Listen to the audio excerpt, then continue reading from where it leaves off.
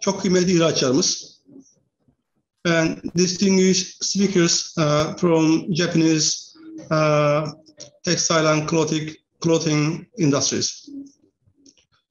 Bugün zaman ayırıp webinarımıza katıldığınız için hepinize çok teşekkür ederiz. Bu organizasyonu Ticaret Bakanlığımız düzenli olarak ülkelerle yapmaktadır. Müşavirlerimizden de bu 3. programımız. Daha önce genel ve sonra gıda ve bu defa da tekstil ve konfeksiyon konusunda bu çalışmayı yapmaktayız. Sizlere daha fazla faydalı olabilmesi için bizzat sektörün içinde yer alan Japon uzmanlardan da yararlanmak istedik ve bu amaçla da Itochu Fashion ve JITAC'tan Japan Imported Textile Agency Committee'den konuşmacılar davet ettik. Bunun dışında müşavirimiz Zeynep Hanım bizimle bir senedir beraber. O da bugün sizlere sunumundan katkı sağlayacak. Ticaret Bakanlığımıza da teşekkür ediyoruz bu organizasyonu yaptığı için, bizlere bu kolaylığı sağladığı için. Müşavirlik olarak en önemli misyonlarımızdan birisini ihraçlarımızı Japonya pazarı hakkında bilgilendirmek, onları bu pazara girişi hazırlamak olarak görmekteyiz. Tabii ki bu seyahat kısıtları sebebiyle yüz yüze yapma imkanımız maalesef sınırlı ve son dönemde bu maalesef gerçekleştiremedik. Ancak bu kabiliyet seminerler, webinarlar sayesinde daha geniş kitlelere de erişme imkanımız oldu. O yüzden de bunda da bir parça fayda görmekteyiz. Umarız seyahat kısıtlamaları kalktıktan sonra da sizleri burada Japonya'da da misafir etmekten çok memnuniyet duyarız. Tabii ki pazara dönük olarak önceki çalışmalar ve hazırlıklar bakımından bugünkü seminerin çok size bakımından faydalı olması temenni ediyoruz. Bugün ticaret müşavirimiz Zeynep Hanım ki söz ettiğim gibi 1,5 yıldır bizden, bir yılı biraz geçkindir bizden beraber size Japonya-Türkiye ikili ilişkileri ve ticaret ve ekonomik açıdan önemli başlıkları ele alacak. We also have a speaker from, as I mentioned, from Itochu Fashion. Mr. Kawai is with us. He is advisor. He's also a very good friend of us. When we had this plan to organize a seminar on textile and clothing, he was the first name we remember. And he was very kind enough to accept our request to take part in this seminar and share his best experience with you. On the other hand, the chair of Japan Imported Textile Agency Committee, Mr. Uchinuma, he has a long-lasting relationship with embassy. In the past, he also visited Turkey, and he is also hosting many Turkish companies in their exhibition. And again, when we asked his participation, he was very kind enough to be with us today. And therefore, we are very grateful to Mr. Kawai and Mr. Uchinuma for taking their time to be with us. And during the Q&A, I will be doing my best to be moderate the meeting and try to reply your question or direct the questions to those Mr. Kawai and Uchinuma, and also, of course, Mrs. Zeynep. So, having had this general opening remarks, I will pass the floor to Mr. Evren Subaşı. Evren Bey, buyurun. Çok teşekkürler Sayın Yenendir. Değerli iş insanlarımız, sohbet toplantımıza hoş geldiniz. Ticaret müşavirleriyle elektronik sohbet toplantıları serimize bugün Japonya ile devam ediyoruz. Uzak bir coğrafyadayız. Toplantımızda hem Japonya'nın genel anlamda ekonomik ve ticari yapısını hem de tekstil ve hazır giyim sektörlerindeki ticaret imkanlarını ele alacağız. Böylece Japonya pazarındaki fırsatları yaklaşık 1,5 saatlik bir zaman diliminde incelemeye çalışacağız. Bu çerçevede değerli konuklarımız da bizlerle olacaklar.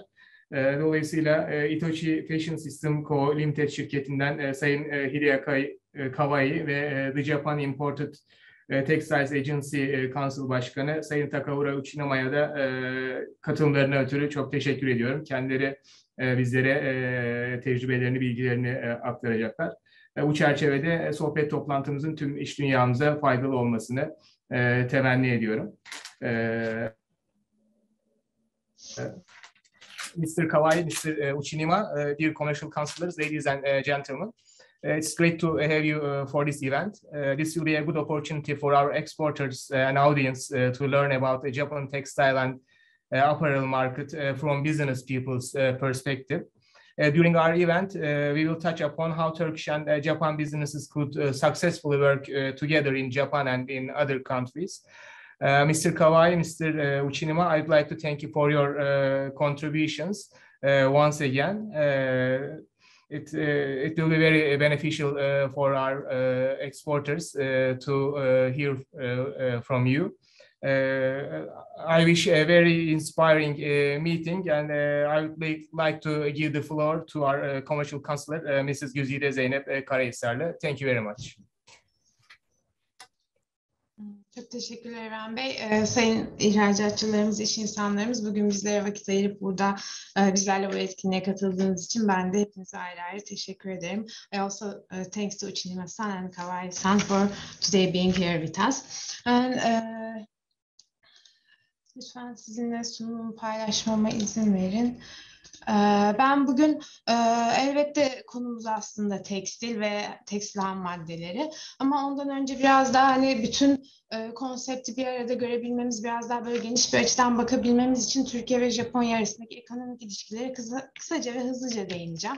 Çok vaktinizi almayacağım. Olabildiğince uzmanlarımız bu konuda tecrübelerini sizlerle paylaşsın istiyoruz. Belki öncelikle Japonya'ya gelip gelemeyeceğiniz birçoğunuzun aklında böyle hani temel bir soru olabilir Japonya pazarı ile ilgileniyorsanız. Kısaca bir koronavirüs salgının güncel durumundan bahsedeyim. Tabii koronayla karşılaştığımızdan beri Japonya'da da çok çeşitli önlemler alındı. Bunların en başında sınırları kapatmak vardı. Bu tabii bunu takip eden 5 acil durum ilanıyla birlikte geldi. Bu acil durumlar kapsamında çok çeşitli önlemler alındı. Ama son acil durum 2022 Mart ayında sonlandırılmış oldu. Bu acil durumun sonlanması aslında biraz daha ülke içindeki koşulları etkiledi. Japonlar tabii kurallara çok uyan insanlar. Onların biraz daha rahatlaması açısındaydı. 8 Kasım'da 2021 yılının 8 Kasım'ında bir iş insanlarının, teknik personelin ve öğrencilerin gelebilmesi için bir kolaylaştırma sağlandı, ama acil durum oldu, tekrar o yürürlükten kalktı vesaire derken çok detaylara girmeyeyim. Şu an ki sistemde, affedersiniz burada geçerli 2 Covid aşısı yazmışım ama 3 Covid aşısı olan ve yine bir sponsor garantörü olan firmalar aslında Türkiye'ye gelebiliyor, ama bu sponsorluk, garantörlük kısmı biraz zorlu bir süreç. Çünkü Japon bir firmanın sizin her adımınızı aslında burada kontrol etmesi ve buna kefil olması anlamına geliyor. O yüzden de şu an için bildiğimiz kadarıyla bu şekilde Japonya'ya gelebilen bir firmamız olmadı. Ama şöyle bir iyi haber var. Haziran ayı itibariyle Japon hükümetinin bir açılıma gitmesi ve yavaşça tur kapsamında gelen öncelikle turistlere bir açılım sağlaması, ardından da yine geniş kapsamda hem turizm için hem de iş insanları için önümüzdeki aylarda bir açılım yapmasını bekliyoruz ki hükümet de bu yönde çeşitli açıklamalar yaptı. Bunun dışında kısaca değinmek istediğim şey tabii ki aslında belki en önemlisilerden biri Japonya bu süreci nasıl geçti?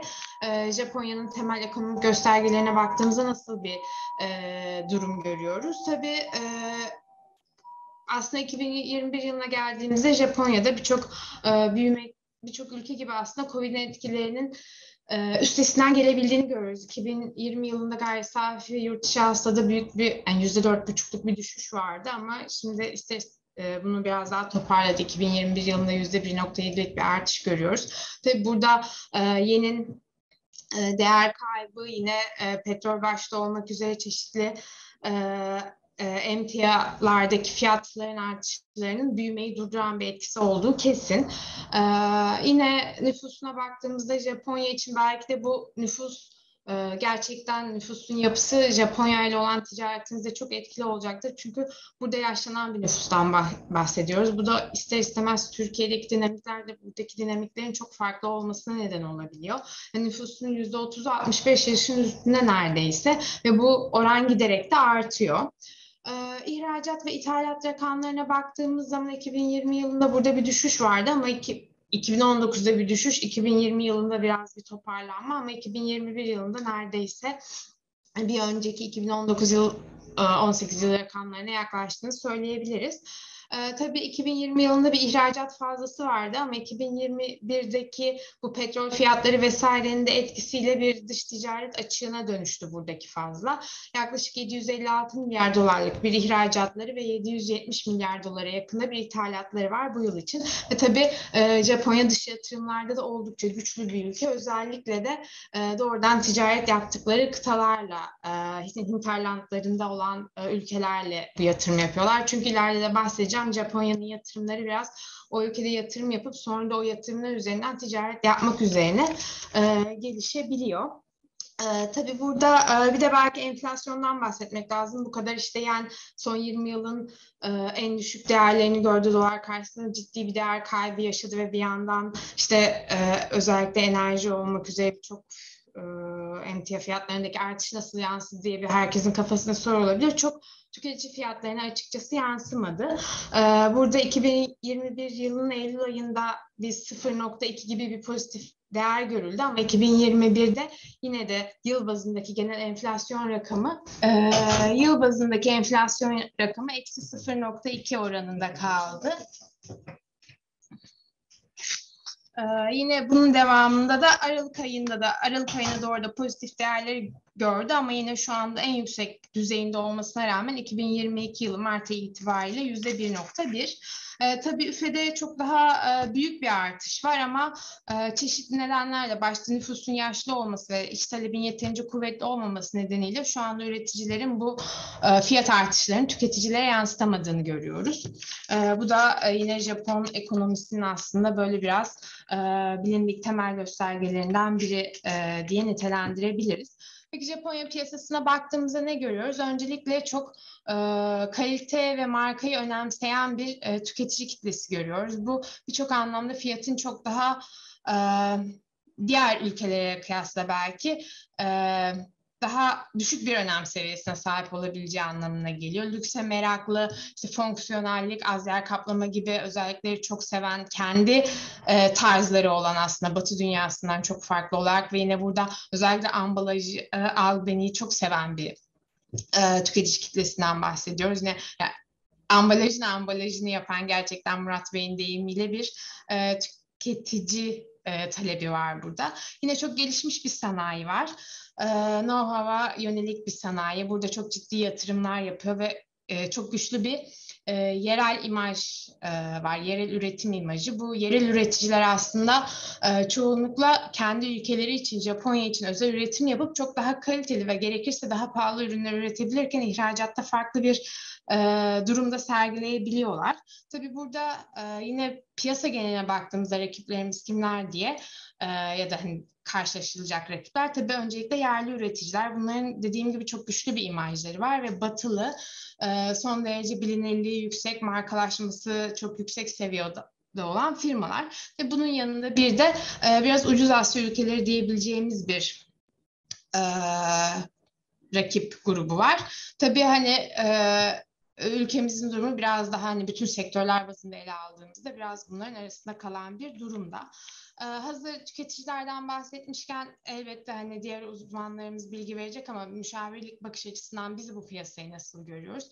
Öncelikle tabii ki bu piyasada bütün sektörlerde olduğu gibi niş bir piyasa. Zengin bir hedef kitlesi var ve bu hedef kitlesi yeni ürünleri, hizmetleri çok çabuk benimseyebiliyor. Çok eğitimliler. Özellikle doğaya saygılı ve tüketici memnuniyetini sağlayacak ürünlere karşı inanılmaz bir seçmede de inanılmaz bir özen gösteriyorlar. Bu konuda gerçekten hani oldukça duyarlılar. İşte bunlardan bahsettiğimiz hani organik olur, sürdürülebilir ürünler olur ya da işte buradaki iklim koşullarına göre ışık, su, geçirgenlik özellikleri buradaki bütün ürünlerde alacağınız bir tişörtte ya da bir şemsiyede bile ne kadar yağmura dayandığı vesaire gibi çok çok detaylı bilgileri bulabiliyorsunuz. Tabii ucuz ülkelerin özellikle yakınında olan tekstil sektöründe bunu doğrudan yaşayan ve güçlü bir tekstil sektörü olan Japonya bu durumda aslında ne yapmış dediğimizde kendisini tüm sektörlerde olduğu gibi yine yüksek teknolojili teknik ve akıllı tekstil üretmeye yoğunlaştırmış. O yüzden Japonya'nın kendi üretimine baktığımızda burada yine Ar-Ge için çok ciddi bir yatırım yapan ve çok üst seviye teknik akıllı tekstil ürünleri üreten bir ülke olduğunu görüyoruz. Şimdi Japonya'nın dış ticaret ortaklarına baktığımız zaman yatırımlarıyla doğrudan paralel olacak şekilde Asya, Kuzey Amerika ve Avrupa yine burada tabii ki kendi hinterlandlarında çok önemli aldıkları pay.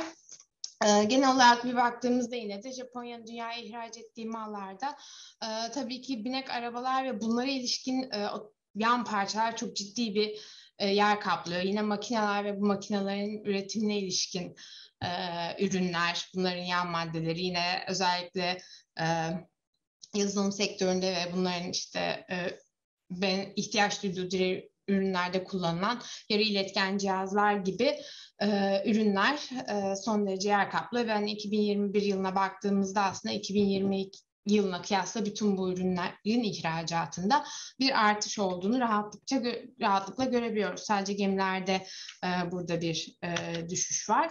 İthal ettiği bağlara baktığımız zaman da aslında yine temel olarak enerji ürünlerini görüyoruz. Biraz bu açıdan Türkiye ile Japonya'nın tabii ki benzerlikleri var. Tabii 2020 yılında nispeten düşen petrol fiyatları ile 2021 yılında özellikle artan arasında burada ciddi bir fark var. Yine bilgisayarlardaki bir azalış dışında genel olarak burada farklı azalmış durumda olan bir ürün olmadığını görüyoruz. Tabii bunun saydıklarım dışında bağışıklık ürünleri özellikle Covid'den sonra artış gösteren ilaçlar gibi ürünler de dikkat çekiyor.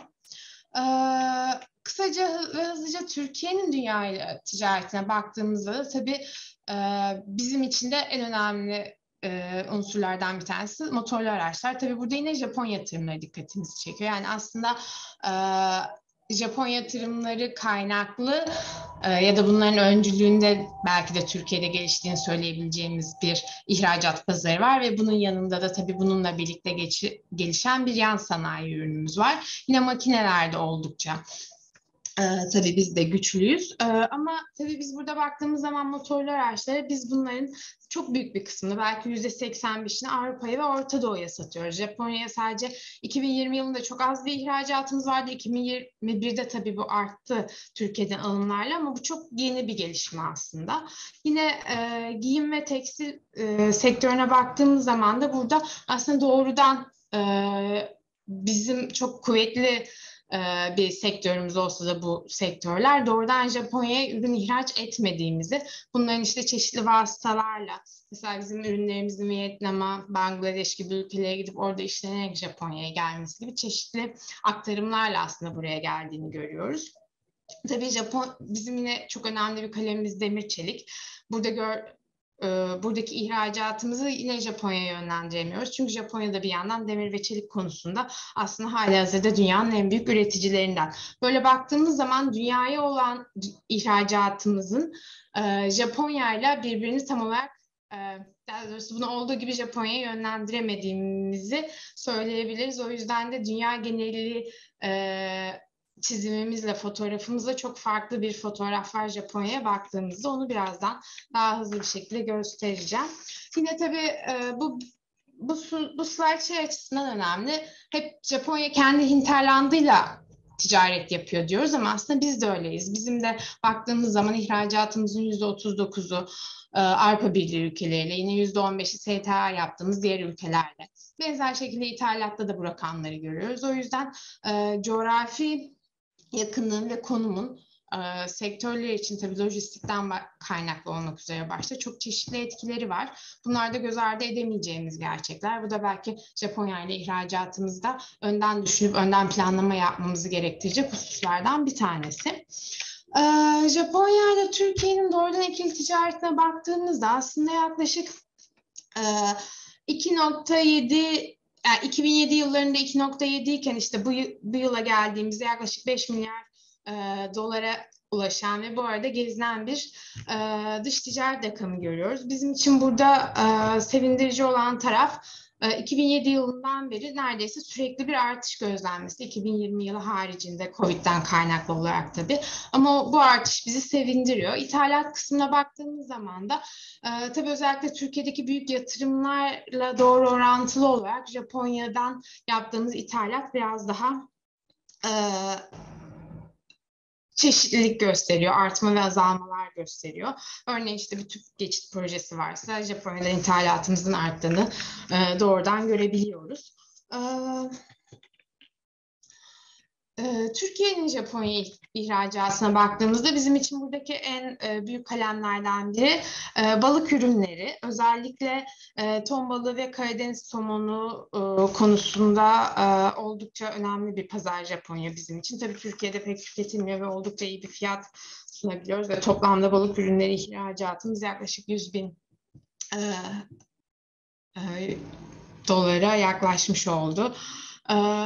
Onun dışında tabii bu yıl özellikle 2021'de yine 3 kalemin buradaki GETIP bazında en yüksek ihracatımız olan 3 GETIP, altılı bazda 3 GETIP ürünü görüyorsunuz. Bunların altılı bazda 10 ürünü görüyoruz. Bunlardan 3 tanesi tekstil ve hazır giyim ürünlerinde aslında. Pamuktan örme kazaklar, pamuktan giyim eşyaları ve pamuktan pantolonlar diye kısaca bütün uzun yazmadan kullandığımız ürünler.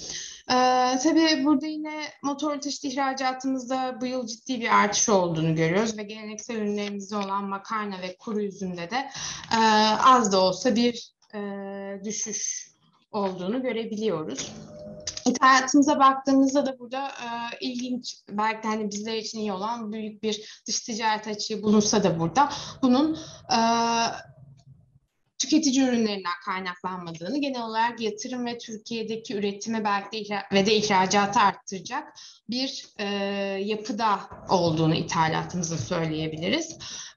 Tabii burada özellikle araç, vites, aksam ve parçaları gibi kara taşıtların aksam ve parçaları yine Türkiye'deki büyük Japon yatırımlarında kullanılan, burada araç üretmeye yönelik olarak kullanılan ve bu amaçla ithal edilen ürünler. Burada kısaca bir yine tekstile de değinmeden geçmek istemedim, tekstil ve hazır giyim ürünlerine. Bu listede önemli ikili bazda da olsa, tabii vaktimiz çok kısıtlı olduğu için çok detaylara giremedim ama ikili bazda da olsa bazı önemli ürün gruplarımızı görüyoruz. Bu listeyi Türkiye'nin dünyaya ihracatındaki büyüklüğe göre sıraladık. Burada baktığımızda aslında 61, 62, 63 getiplerinde bizler için bu kadar büyük ihracat yaptığımız belki bu ürünlerde Japonya'ya olan ihracatımızın ne kadar sınırlı kaldığını görebiliyoruz. Evet, dediğim gibi burada bir ticaret sapması olabiliyor özellikle tekstil ürünlerinde ama yine de burada istediğimiz seviyeye tabii şu an gelebilmiş değiliz ama gördüğümüz üzere Japonya'nın dünyadan ithalatına baktığımızda burada çok ciddi bir potansiyel var. Hani bunu vurgulamak çok önemli. Hem bizim bir ihracat potansiyelimiz hem de Japonya'nın bir ithalat potansiyeli var. Tabii burada önemli olan husus pazarın dinamiklerini bilmek. Burada belki de en çok zorlandığımız alanlardan bir tanesi ve diğer tüm sektörlerde olduğu gibi bu pazar dinamikleri alıştığımız geleneksel pazarımızdaki dinamiklerle bir kabul edip belki ona göre hareket etmek ama Japonya biraz daha özen ve odaklanma isteyen bir pazar ama elbette bunu da sağladığınız zaman mutlaka bir ek getirisi olan gerçekten güvenli ve uzun yıllar iş yapabileceğiniz ve yüksek kazançlar da elde edebileceğiniz bir pazar, en azından biz böyle değerlendiriyoruz diyebilirim. Hızlıca bir yatırımlardan bahsedersek Japonya'nın Türkiye'de yaklaşık 3,3 milyar dolar seviyesine bir yatırım var. Yaklaşık 257 Japon firması da Türkiye'de bulunuyor. Bunların birçoğunu burada listeleyemedim tabii ama çok bildiğimiz ünlü olanları yine görebilirsiniz. Yani bunları tek tek belki şu an saymaya da gerek olmayabilir ama bunlar ne için önemli? Dediğimiz gibi gittikleri ülkede yaptıkları yatırım sonucu ürünlerini Türkiye'den ya da o yatırım yaptıkları ülkeden ihraç etmeleri açısından önemli. Örneğin biz burada biraz önce ithalat rakamlarında makarnanın çok önemli bir ürün olduğunu söyledik. Bunun zaten çok büyük bir kısmını bir Japon firması, neredeyse %50'sini Japon firması Türkiye'de ürettirip buraya ihraç ediyor. Bu örneği niye verdim? Çünkü tekstilde de çok benzer bir aslında yapı var. Yine yakın coğrafyalarında, Çin'de, Vietnam'da bunu yapıyorlar yani. Firma geliyor, orada bir ortak buluyor, orada bir yatırım yapıyor ve ürettiği ürünleri ihraç ediyor. Bu hani sizlerin de belki bir ihracat imkanı, ihracat potansiyeli olarak bunları değerlendirirken göz önünde tutabileceğiniz bir husus olabilir. Bitirmeden önce sadece daha fazla ihracat yapabilmek için Japonya'ya ne yapmamız gerektiğini şöyle kısaca, hızlıca belki toplamakta fayda olabilir. Japonca burada çok önemli. Her ne kadar İngilizce küresel çapta kabul ediliyor olsa bile Japonlarla iletişim kurmak ve o samimiyeti sağlayabilmek için bizim tecrübelerimiz doğrudan Japonca'nın çok çok önemli olduğunu gösteriyor ve burada bir yerel birim kurmak, burada fuarlara katılmak, onlara bir emek sarf ettiğinizi gösterebilmek çok önemli. Yine sabırlı, kararlı olmanız, böyle hızlı bir şekilde iş yapmaya değil de belki 1 yıl, 2 yıl uğraşacağınız ama küçük küçük lotlarla da belki yapabileceğiniz bir ticaret bile olsa ileride bunun getirisinin çok daha büyük olabileceğini düşünerek hareket etmenizi önereceğimiz bir durum. Tabii yine ilk başta belirttiğim kaliteli albenin yenilikçi ürünler var. Potansiyel ürünlerimize baktığınızda bugün aslında konumuzla da ilgili olabilecek belki bizlerin birçok anlamda göz ardı edebildiğimiz ürünler, ham madde ürünleri, endüstriyel aramaları. Biz bunlarda ciddi ihracatçıyız. Bu anlamda elyaf, pamuk ipliği, mensucat gibi ürünler gerçekten hani bizim potansiyel ürünler olarak gördüğümüz ürünler. Tabii yine otoyan sanayi ürünleri ve bizim işte daha halı, tekstil, ev tekstil vesaire gibi alanlarda önemli gördüğümüz konular.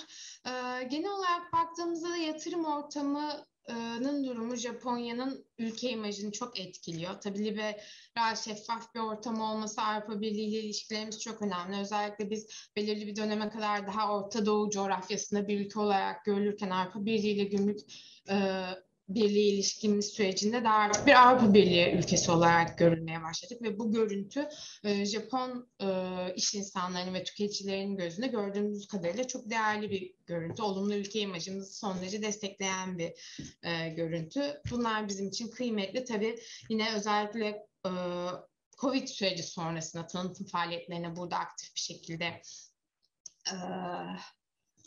yer vermek, önem vermek ihracatçılarımız açısından da çok önemli olur diye düşünüyoruz. Tabii bizim belirli bir Japonlarla dostluk ilişkimiz var. Japon turistlerin çok gelip gitmeyi sevdiği bir coğrafyadayız. Japon yatırımcılarımız var vesaire. Bu bize çok önemli pozitif katkılar sağlıyor. Buraya geldiğinizde Türk olmanın otomatik bir olumlu imajı elbette olabilir. Ancak tabii bu ne kadar yeterli? Bunun devamını getirmek aslında orada son derece önemli diyebiliriz. Tabii burada son olarak da STA'dan bahsedebiliriz. Serbest Ticaret Anlaşması 2012 yılında aslında başlayan bir süreçti. 2014'ten bu yana da çalışmaları sürüyor. STA Japonya'da özellikle önemli çünkü burada hala devletin varlığını, bir yol gösterici olarak varlığını iş insanlarının gözünde çok net bir şekilde görebiliyorsunuz. Kamunun yaptığı bir anlaşma aslında iş insanlarına Türkiye'nin yatırım yapılabilir, Türkiye'de çalışılabilir olduğu yönünde çok önemli bir imaj da sağlıyor. Bu açıdan da bizim için önemli. Tabii başka önemli olduğu hususlar da var ama 17 tur görüşme yapıldı diyebiliriz şu an. Bayağı neredeyse son aşamaya kadar geldiğimiz bir husustayız ama tabii ki Covid nedeniyle ister istemez bu görüşmeler çok yürütülemedi yüz yüze görüşme imkanının kısıtı nedeniyle. Umuyorum yakın zamanda burada önemli sonuçlar elde ederiz. Tabii burada belki değinmek gereken bir husus daha hem Japonya'da hem Türkiye'de biz sivil toplum kuruluşlarının da bu STA'nın imzalanması konusunda olumlu görüşleri ve destekleri olduğunu biliyoruz. STA'dan tabii hani STA dediğimiz zaman aslında burada sağladığımız şey tam olarak da Japonların o ihtiyaç duyduğu şeffaflık ve öngörülebilirliği sağlaması açısından önemli. Yine bu sadece ikili ticaret olarak değil, yatırımlar ve o ikili ticaret ve yatırım döngüsünü sağlaması ve bunu güçlendirmesi açısından tabii oldukça önemli. Yine dediğim gibi yol gösterici olması da bu açıdan kıymetli. Son olarak ben burada bazı önemli linkleri verdim. Bunları biz birçok anlamda firmalarımızla, bizle iletişim kuran firmalarımızla zaten paylaşıyoruz ama bir kez daha hani bize ulaşmak isterseniz müşavir danışın üzerinden her zaman bize ulaşabilirsiniz. Bunun dışında dış ticaret verileri için verilerine ulaşmak için kullanabileceğiniz platformlar ya da Japonya spesifik bazı bilgileri alabileceğiniz platformların linkleri var. Umarım bunlar da faydalı olacaktır. Çok teşekkür ederim beni dinlediğiniz için. Sunum bu kadardı. Zeynep Hanım teşekkürler. Sırada ikinci konuşmamız Kawai-san var. Ona söz vereceğim. Kawai-san, may I ask you to take up the floor? And please open your microphone. Kawai-san is going to make a presentation. And unfortunately, he has to leave us at 5:20 by Turkish time. And after his presentation, if you have enough time, maybe we can ask audience to raise some questions. But he has to leave at 5:20. Please note that. Kaynağı oldu. Yes, Kawai-san, are you ready? Yes, so now I can start, correct? Yeah.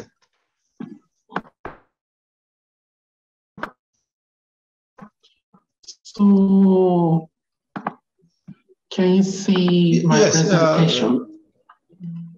We can see. Okay, so my time slot is maximally 5:20. So I'm gonna do a presentation around in Japan time, like between 25 to 30 minutes, and then I'm gonna do some question. So this time, yeah, thank you for providing time to explain about Japanese market. And this time I would like to explain about the situation and trend of the Japanese market.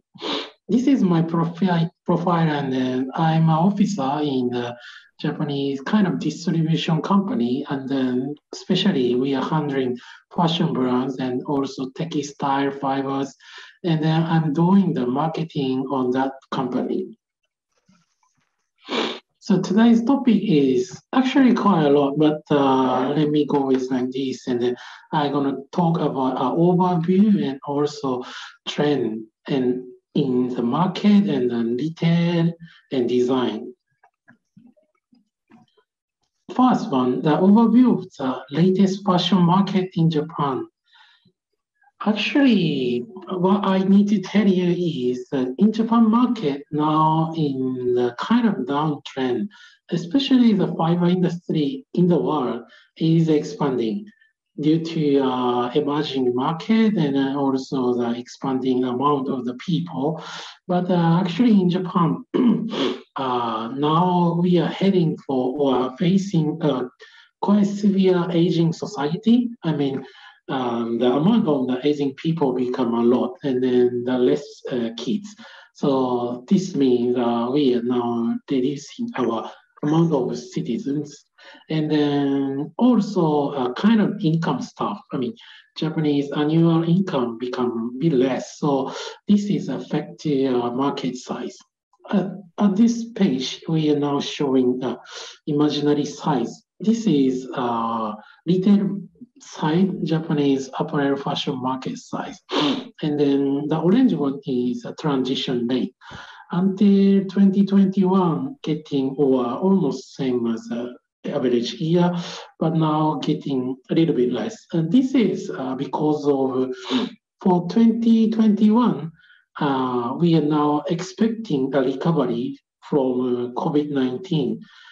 We downing on 2020 due to COVID-19, and for next year, we are now hoping to expand.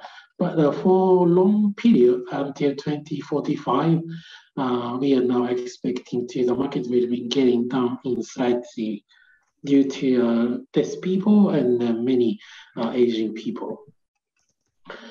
And then this is kind of about the factory amount of textiles in Japan, especially used to in Japan is a big country to produce a textile and apparel in domestic, but now it's also getting smaller, and then we are now kind of importing a lot of amount, importing from Turkey.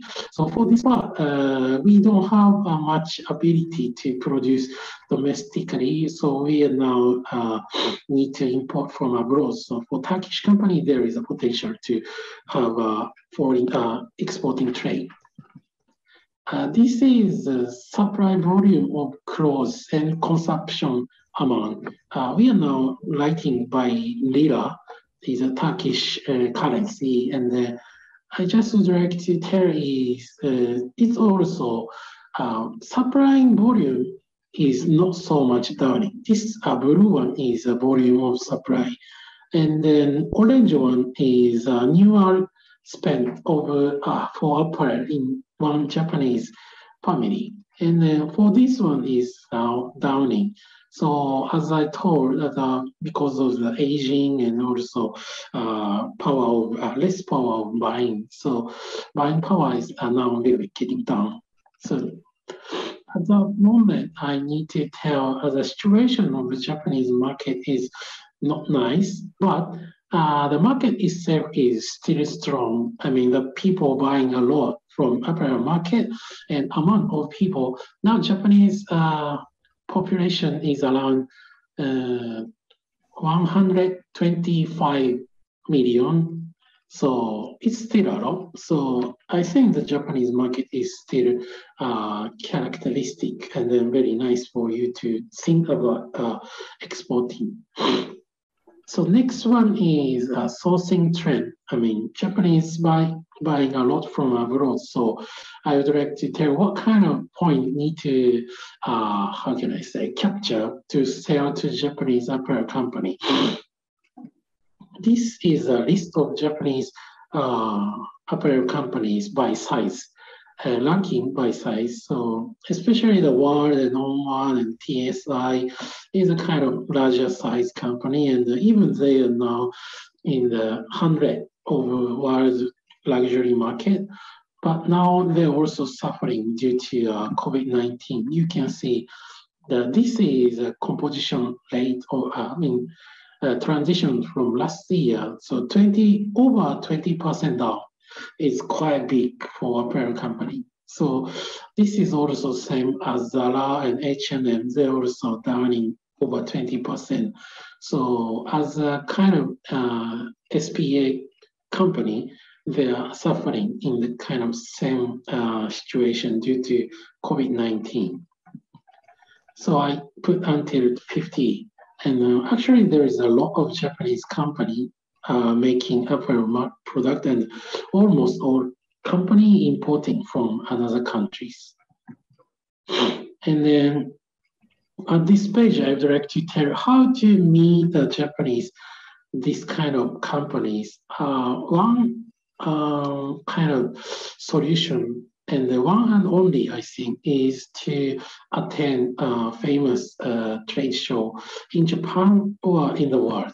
Especially in the world, we need to select a very famous one. Don't need to attend a lot, just need to focusing on the famous one. At this page, I'm showing the domestic, Japan Inside Trade Show. The biggest one now is Fashion World, is held in April for autumn, winter, and October for spring, summer, same season of world fashion calendar. And then this is a timing for Japanese buyer to buy products from overseas.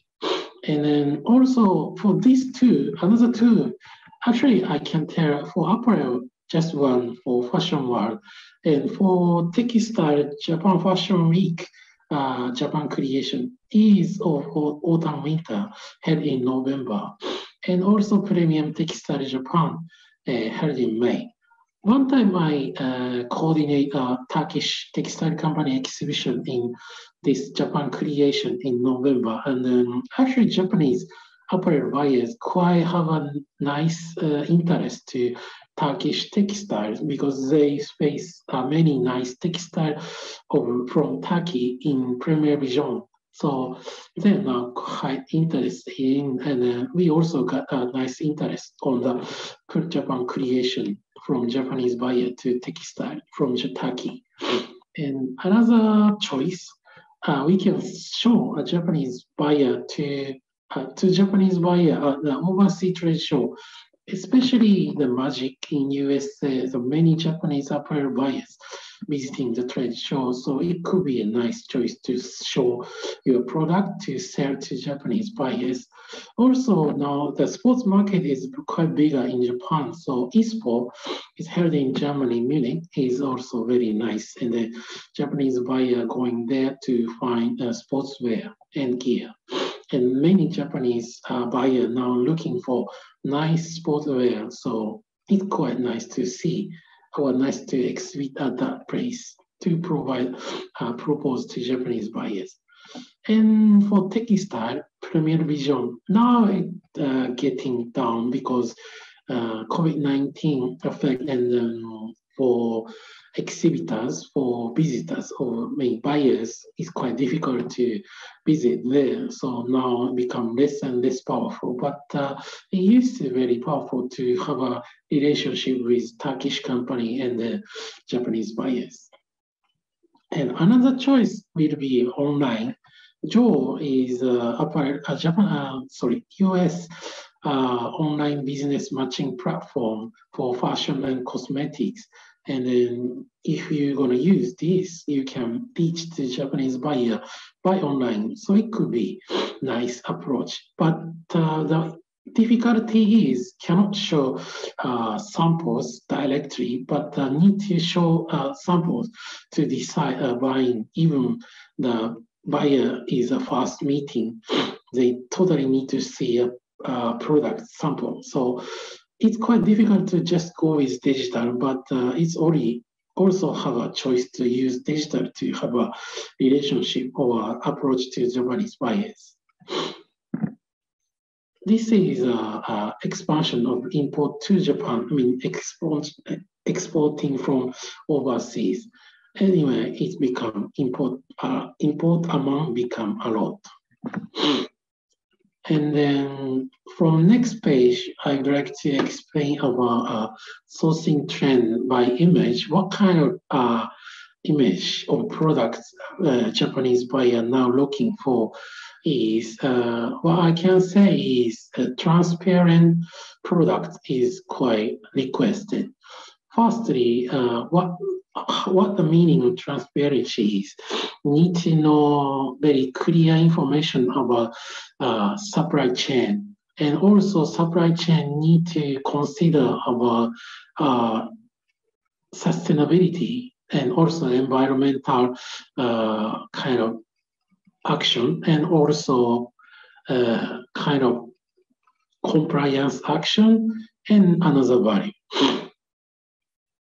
Especially Japanese people of a Japanese company now really considering about ESG matters, environment and social value, and also governance. Especially several Japanese companies like Uniqlo has a kind of big scandal.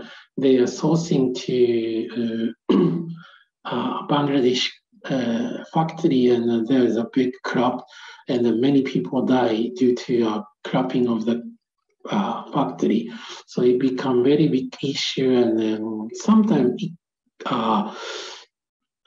killing the company. So now Japanese company really considering how fair the trade situation is, and how the company is doing well for their workers, and their environment or something like that. So this is quite important to show. Maybe a Turkish company handling business transaction with H&M and Zara, and they are much higher expectation or a higher request for that kind of stuff. So I think your country's sourcing situation is much better than a Japanese company expecting. So I can tell is you better to tell that kind of things to Japanese company, and it become very big sales kind of push to Japanese buyers. And then also using certification is a big proposal. It has a big power to sell to Japanese buyers, especially Global Recycle Standard GRS or Leather Working Group or LWG, and then GOTS, I mean GOTS, Organics Global Standard, has a power in Japan. And then for European countries now, this kind of certification become must rules. But in Japan, it's still additional value. So you better to show not just as a already must-have situation. We can tell this is a kind of additional value. So this can be effective market sales. So Japanese buyer near expecting supplier has this kind of certification and propose to them with products. And so another one is accounting by third party. Maybe also the Turkish company kind of adjusting some part, like SEDEX and EcoBodies is very important third party accounting or audit for supply chain.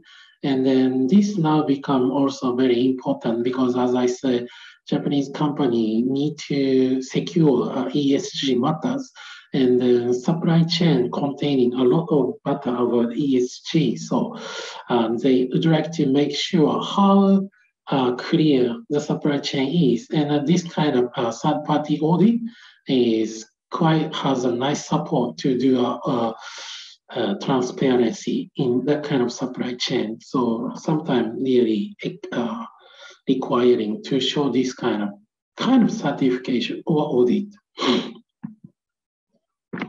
And the third part is a trend part, analysis of key selling merchandise. What kind of products are selling in Japanese market? Yeah, this is about composition rate of fiber type. And what I'd like to tell you is we now more like to produce more, how can I say, recycle or not chemical fiber. But now the composition rate of chemical fiber is over 60%. It's too high, but also it's sustained by chemical fiber. So we cannot abandon that choice. But for Japanese company requiring recycle or not chemical fiber is strongly. So this is a sustainable trend, and now that kind of requirement is getting higher and higher. So we need to provide for Japanese buyer by alternative choice of synthetic fibers. So second one is retail channels. What kind of channels is now popular in Japan market? The firstly I need to say is e-commerce is a big developing channel in Japan. It's not only in Japan, especially or maybe same in Turkey, Europe, US, but also in Japan same. This blue line is about containing e-commerce market, but my expectation become more bigger. And then downtrend retail channel is department store. This is because used to department store is the biggest apparel selling channel.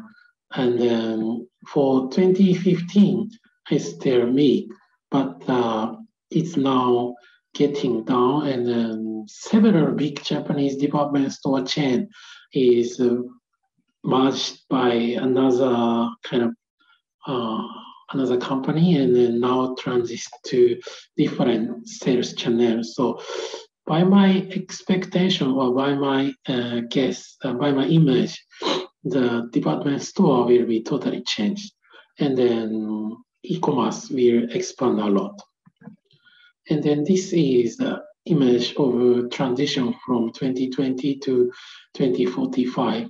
And then also specialty store, this is via, because in Japan, multi-brand label store, we call select shop, is also now become downtrend due to COVID-19. And then the biggest problem is brand would like to sell their products by them own, especially luxury part, LVMH and then Kering and those companies used to sell at department store or select shop, but now they would like to sell their product at their own specialty store due to keep their kind of image for branding.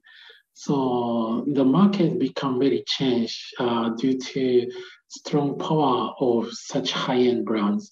So now the market of Japan is quite changing. But this is also same in the world.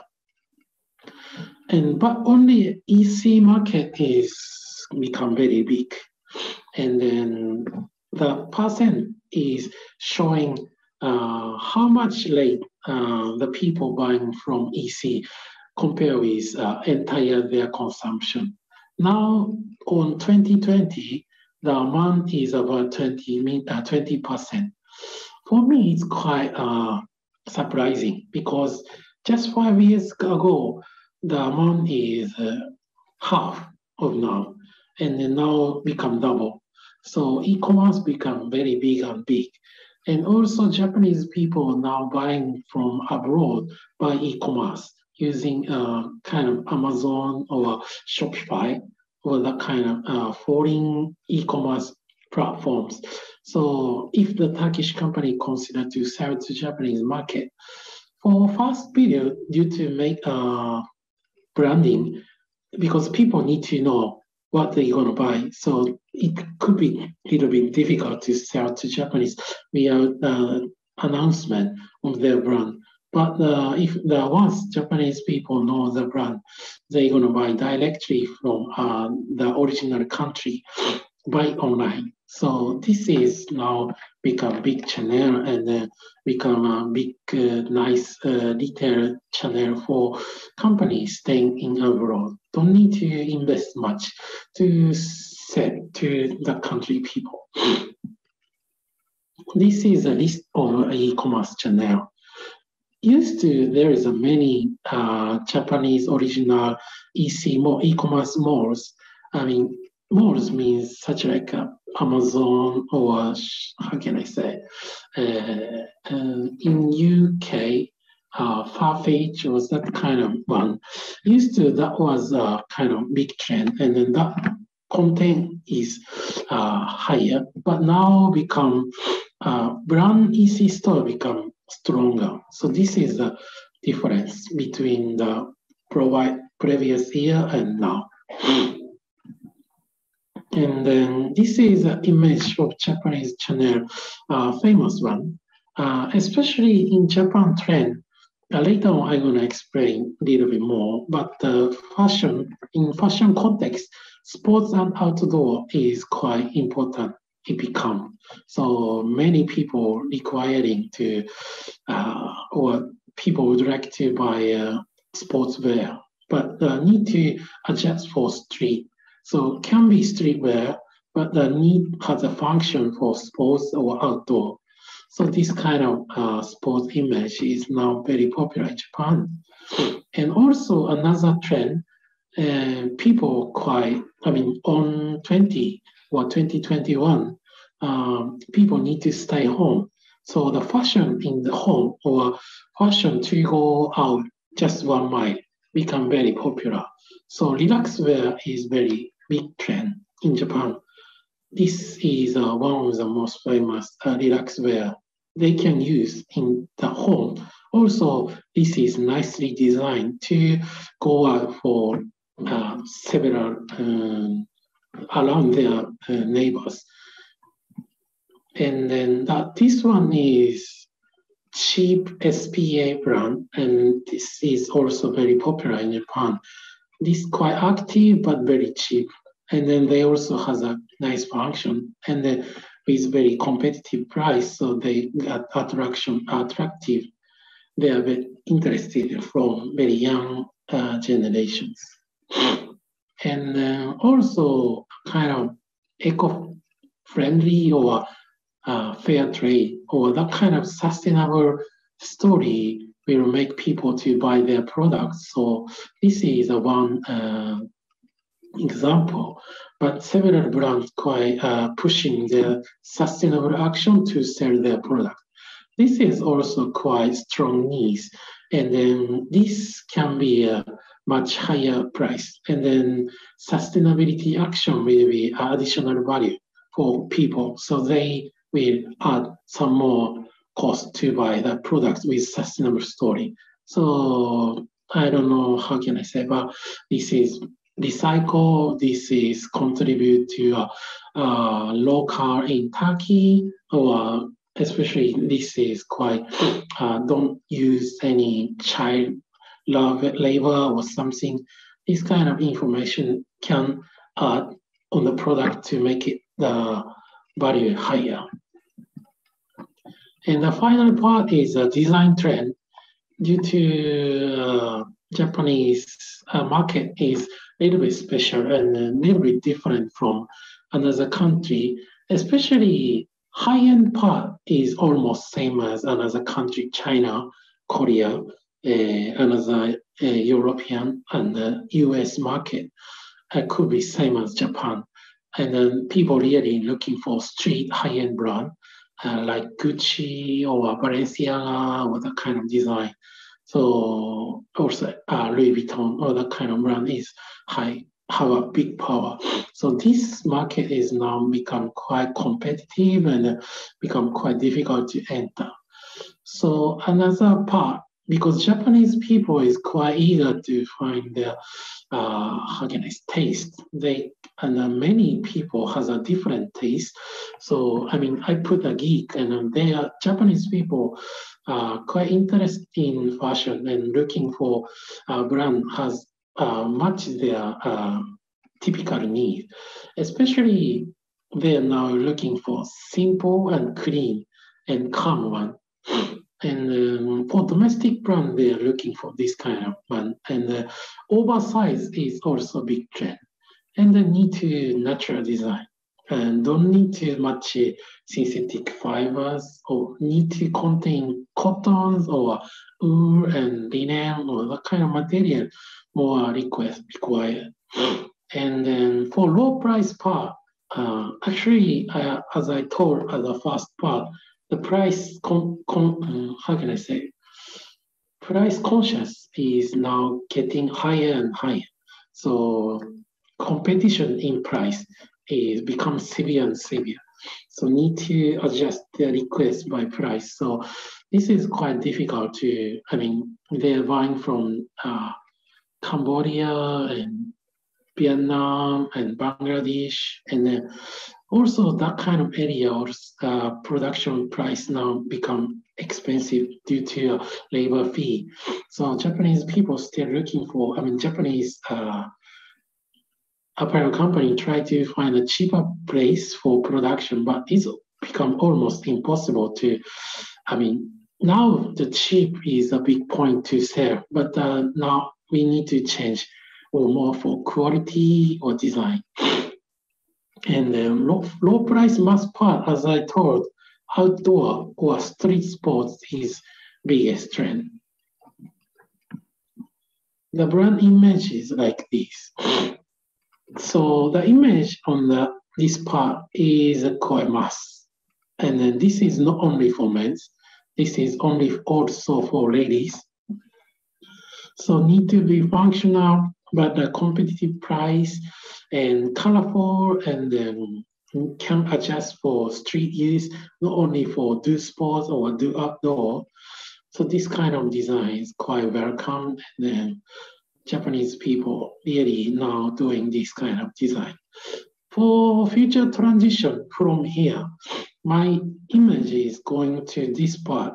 Japanese company, our Japanese consumers now really looking for vintage style or authentic old style, like American casual, more like business, casual business style or casual school style, that kind of sophisticated classic. So this also can be a future trend from next year until I think it will continue long for 2 to 4 years, I expecting. So this kind of design is also important, I guess. This is all about my presentation. So thank you for my presentation time. Thank you very much, Mr. Kawai. And as I mentioned earlier, if our audience has any questions, you may raise now because we have still some time. Just 15 minutes, he has more. And I have only one question written in English in the chat screen, I can see. Kawai-san, I will read it to you. Is that all right? Yeah. Okay. Fanny Rutkay, the person called Fanny Rutkay, he says, I have 2 questions to Kawai-san.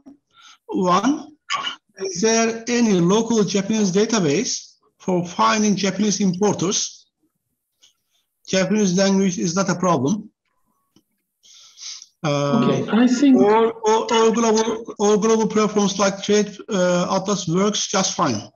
The second question is, which e-commerce marketplace do you recommend personally? And he thanks for your time. Okay, yeah, thank you for your time as well. And for first question, actually, I'm not so much well known about database of Japanese importers. So maybe for Uchiyama-san or another guy will have that kind of knowledge. So for my answer, actually, I don't know much about what kind of database will be in Japan. And then for second one, for EC platform, I would like to strongly recommend to use Amazon. This is Japanese familiar e-commerce buying from abroad. But basically, Amazon is for commodity, not high-end. So for high-end, the most popular in the world is, I think, the Farfetch. Actually, there is many in UK or Europe, Zalando or Yukus, but basically Japanese people buying from Yukus or Farfetch. But this is basically for famous brand like Balenciaga or Margiela or that kind of brand. So adjusting for company doing their original product without such big, big fame in brand, I strongly recommend Shopify. It's easy to use, and then Shopify and SNS promotion. Japanese people Japanese people really seeing Instagram and TikTok because just making a shop by Shopify doesn't reach to Japanese people. So need to promote. And if you consider to make a promotion, better to use Instagram or TikTok. Facebook is now far from Japanese potential buyers. Twitter is because quite difficult to adjust for foreign country customers because languages cannot be translated. So what I recommend is Shopify is promotion on Instagram or TikTok will be suitable. Okay. Thank you, Mr. Kawai. I have several more questions received from the audience. And since you have limited time, I will read from the most relevant one. So, Mr. Osman Güzel has raised this question. What would you recommend, particularly for supplier businesses seeking to do private label works for reputable Japanese textile chains. So to sum up, he's asking how he can be part of this outsourcing business in Japan with a private label. Sorry, I mean, how to approach or how to sell to a private label of Japan?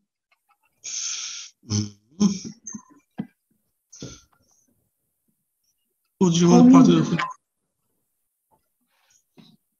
So maybe if you can explain how this outsourcing business in Japan works. So there are many, there are also some exhibitions in Japan, particularly for focusing this outsourcing business. So making private label for reputable brands or chains.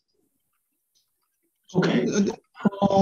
Actually, the best way to meet with Japanese company would like to source to another country is to reach to a distributor of Japan, such as Itochu. There is a Itochu subsidiary in Turkey. So contact them to propose your items and then items and your function and something. And also there will be a Mitsui or Sumitomo. Those are also Mitsubishi. They are big sourcing company, especially the Itochu is the biggest in fiber sourcing. So maybe you can check their website in Turkey. I'm not sure if they have, but basically they have a channel in there. And then guy from fiber section staying in Turkey due to sourcing. So can connect to them. Will be easier, especially showing your product at trade fair is also another way. But it could be a little bit difficult because basically by Japanese structure of sourcing, apparel company don't buy directly from foreign countries. They're gonna use distribution company to buy. This is to manage a risk, and also the apparel company is not so much well known about transport, logistics. And also there will be a risk of currencies. So need to use distribution company. So approaching to distribution company may be a kind of fastest way to have a relationship and business. Okay.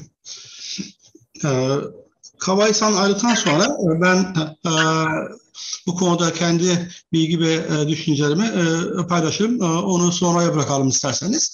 Kawai-san, after you left, during Q&A, I will further elaborate this, the private label business, because it's another channel to penetrate into Japan. It has different dynamics. So maybe, as I said, we can further share our experience with our exporters later. During and Q&A. also, please also share some question is adding in chat. So later on after finish, please share. I can download this. Anyway, you mean share. Questions in the chat screen? Yeah, please text and I'm gonna answer later on. Anyway, I mean. Oh, you are great. Okay. I'm not sure if my question is appropriate for the question. So. There's one more remaining question, but it's too broad. And since we have time, maybe I can also give a chance to this question raised by Vakıf Aslan. He says, "Hi, Mr. Kawai. Thank you for the information you provided. Fatihim Textile, located in Bursa, and export-import director, he is. Oh, she is, Vakıf Aslan. We manufacture and wholesale baby and kids clothes. We export to more than 40 countries, especially Russia, Europe, and Asia, Africa, and Arab countries. And Japan is not among these countries. How can we enter to Japan and have a permanent market? What could be your suggestion in this context?" So to sum up, they have experience, but not to Japan yet. So regarding baby and kid clothes. Okay, so there will be one question or one point need to find out, because as I told, in Japan, there is not so many factories, so direct import, especially for textile, we gonna buy from Turkey and send it to Vietnam or send it to Cambodia, Bangladesh, and then make a product at the place, and then we gonna import by product. So I need to check if the textile is used or exported only for the country, or produce a product on that country and export to Japanese or Japan market. So it could be happen. I mean, or I think exporting to Japan for textile sometimes not so much happen because we don't have much factory. So yeah, if they means to export to countries, I mean to Japan, there will be several things need to find out. But if the question is they would like to sell to Japanese company or has a relationship with Japanese company, there will be several choice. One is, as I told, need to approach to Japanese distributor like Itochu. And also, due to many Japanese company buying Turkish textile from Turkey, and their matching point is in Premier Vision. And then I also visiting the Turkish company booth at Premier Vision, and there is many Asian in Turkey and selling or having a connection in Japanese company. I'm not sure how many and who they are, but I guess there's so many Asian in Turkish. Turkey has a relationship with Japanese companies, so find that kind of Asian in Turkey will be a very nice solution, I think. There's one more question I can ask you. There was some certification question. Just Begum Tai, she asked, thank you, Mr. Kawai. Could you give an information about the relationship between certification sector and textile sector? So maybe more specifically, which certification companies are more active in Japanese market? So,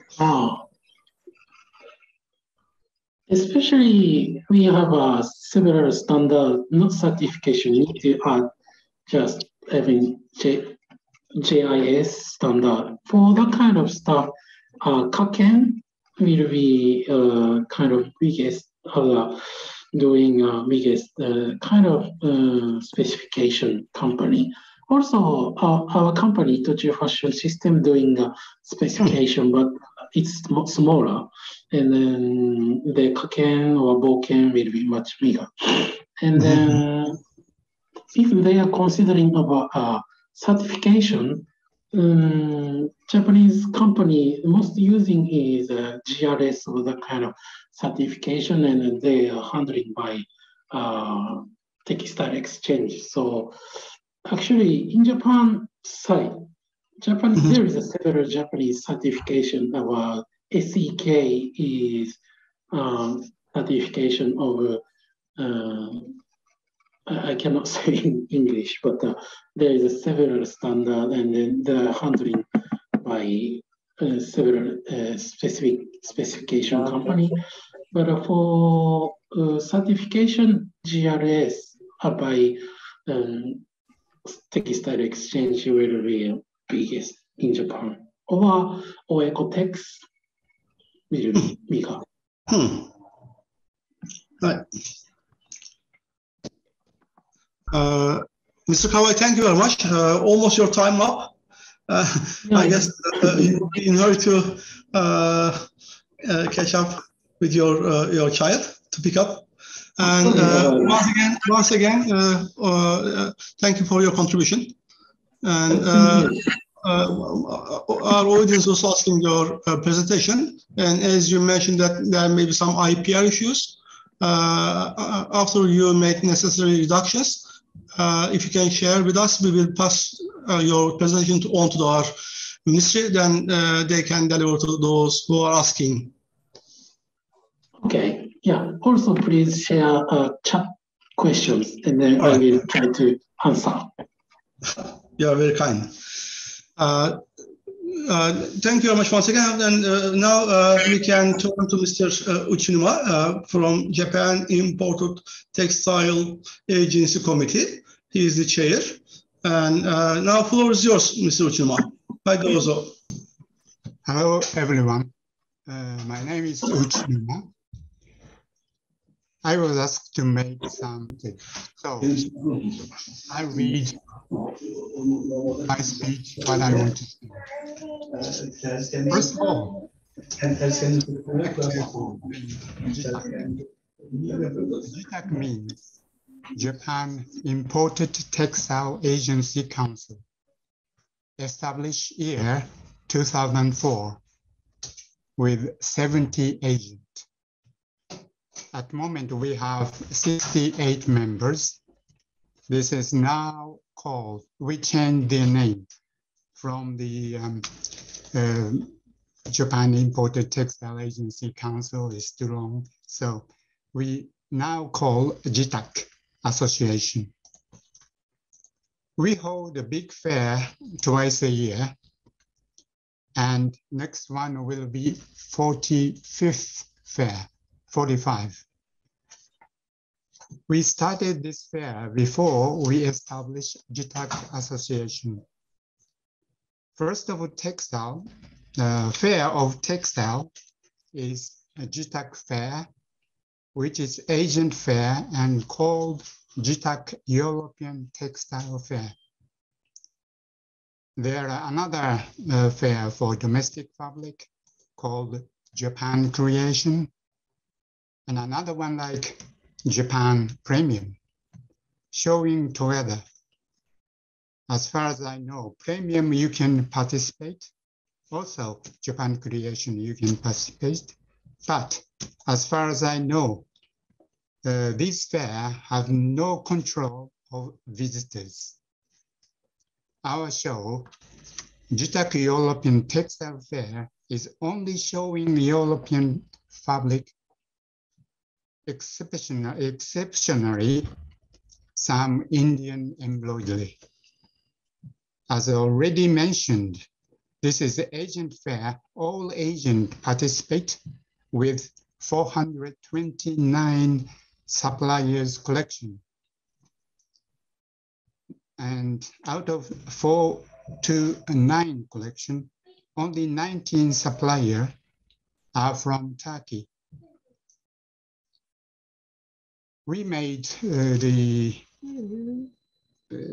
tie-up with ITKIB ITKIB maybe 10 years ago, and we had 10 suppliers on the start. Then next one 8, next one 3, and disappeared within few seasons. Because as far as I felt, from the participation of Turkish suppliers, they expect the reply or answer with a good order in one participation. It doesn't work at all in Japan. I should explain why. But now, for the fair, JITAC fair, we control visitors. Therefore, we ask the visitors to pay admission fee, registering company's name and visitor's name. Everyone understand what JITAC is. I repeat, our show JITAC, European Textile Fair, is only one fair showing the European fabric, exceptionally some Indian embroidery. As I already mentioned, this is Asian fair all agents participate with 429 suppliers collection. Out of 429, we have only 19 from Turkey. We made, as I told you, we made tie-up with ITKIB, BitKeep, something like 10 years ago. And first, we received 10 suppliers, then 8, then 3. Within a few seasons, BitKeep gave up. I asked why. I asked myself why. Maybe supplier from Turkey is expecting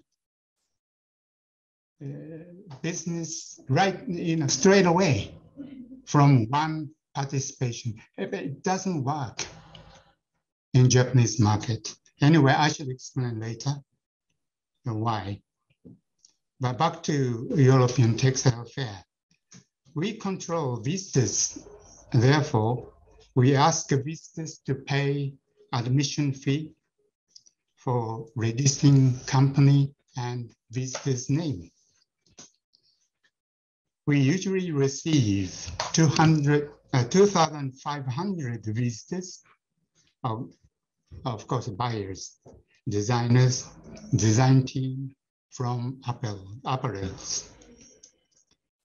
JITAC is a single platform for you to discover business, a business chance, and enter partnership. You can launch into new market and meet with so many buyers. All business go through agent. I should say 99% of import business through agent. It is very important for you to appoint agent. In doing so, you have to participate JITAC fair and even other fair to see agent for appointing agent. Apples used to buy from wholesalers. Unfortunately, they had disappeared due to restructure about 25 years ago. Since then, apples buy direct from supplier, again, always through agent.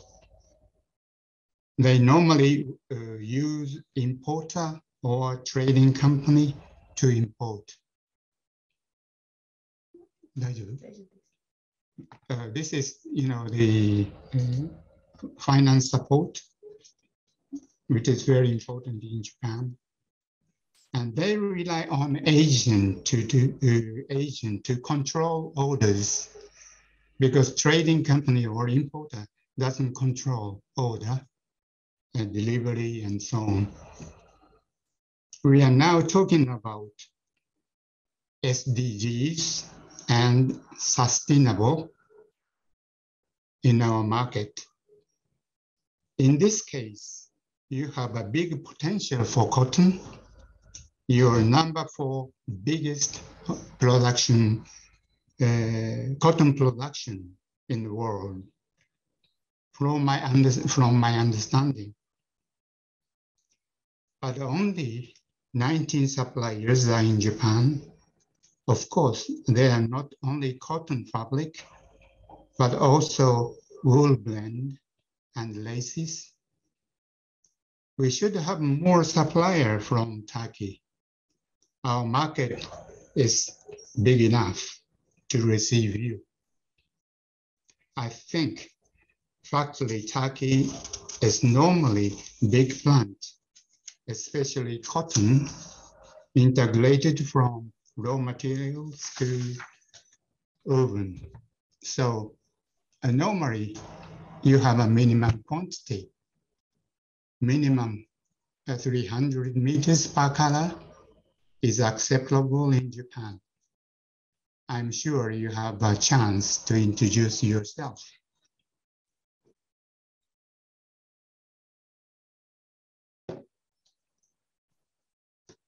Key point, how to open the door. I repeat some words. Agent. You need to appoint agent. Without agent, you have a language problem and communication problem with the customers. Next, participation. You should participate any fair, as many as possible. Of course, it depends on you. There are JITAC, Japan Creation, and Japan Premium. You can meet the agent and speak face to face and make up your mind for decision. You see many customers at fair with agent. For instance, sometimes I receive email. This is the cotton suppliers and so on, and we are looking for a Japanese agent. But you know, through the internet introduction, it's not good enough. You have to see the agent face to face and decide yourself to appoint agent. This is very important. Business start, they make selection from your collection and required swatches. Then you follow to send swatches. They will order advanced links, which you may call coupon. They make sample garment for their pre-sale and combine all orders and place bulk order through agent. Big brand can be ordered straight away, but they also ask advance link on the start. Communication. When you receive any inquiry, it is important to reply at once. This is very important to establish your confidence in each other. Without good communication, never be success. If you start to visit regularly, you should visit your target customer after or before the fair. If you have a little time to spend extra days.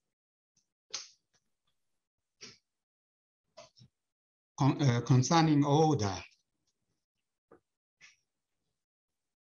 quantity is very small, start with, and they check your service and quality control.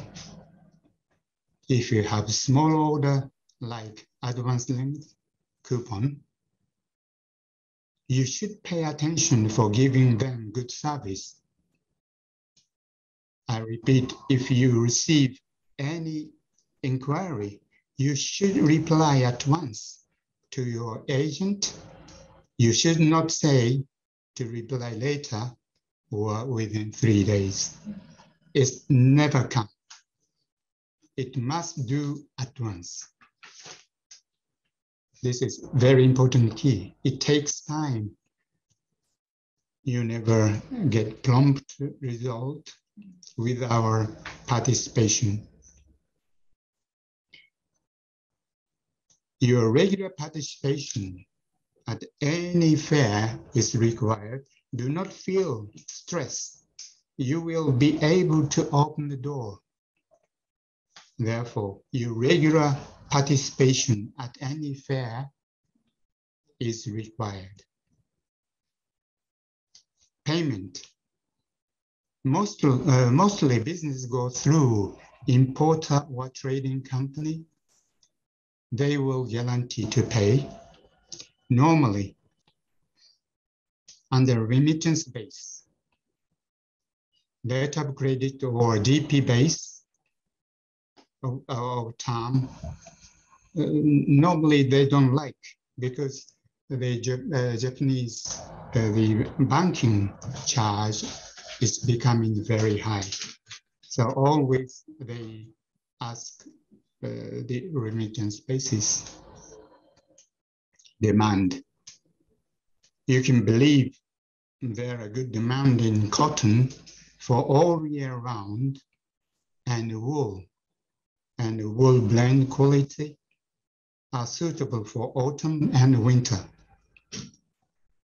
I mentioned strongly about cotton, but also wool quality, whatever 100% or wool mixture, and with a lycra or polyester. Also, linen is important for climate. Of course, lace is also very important for our market. Competitor. There are many established companies which is already established with the business with the confidence of quality control and service. It takes time for customer to start to look new suppliers collection, because it may refer to a human suspicious mind. Would you mind to understand it must be national character? Now, not only quality, but also price is key point for them to pick up quality. I should say you have priority for quoting competitive price. Concerning price point of view, we have still to pay import duty from Turkey between 6 to 10%. You should have in your mind to make your quotation, because it has to be competitive. From EU country, there is no import duty to pay.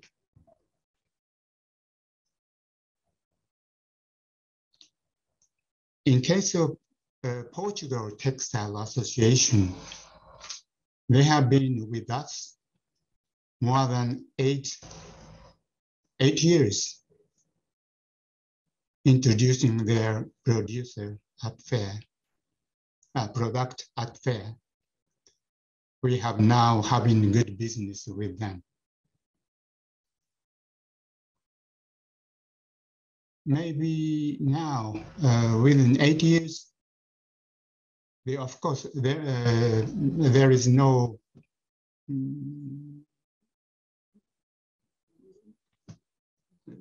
how can I say, there is no big number of supplier in Portugal, but now we have the 16 or 17 company are doing very good business, but it takes 9 years. General, under global warming and climate change circumstances, natural fiber like cotton, linen is very important for Japanese climate. We have already imported cotton from States, China, Brazil, and Indonesia is increasing now.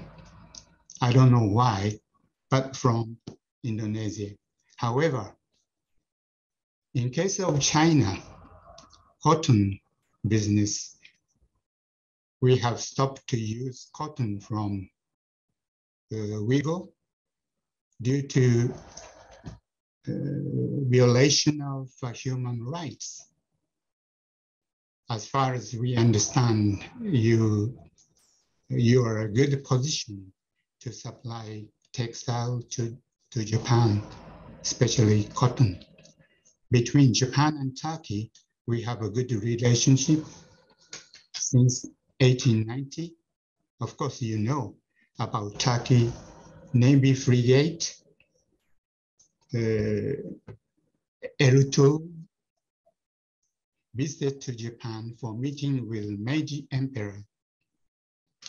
And on the way back, it wrecked by typhoon near Oshima small island in Japan and rescued by people in Ireland.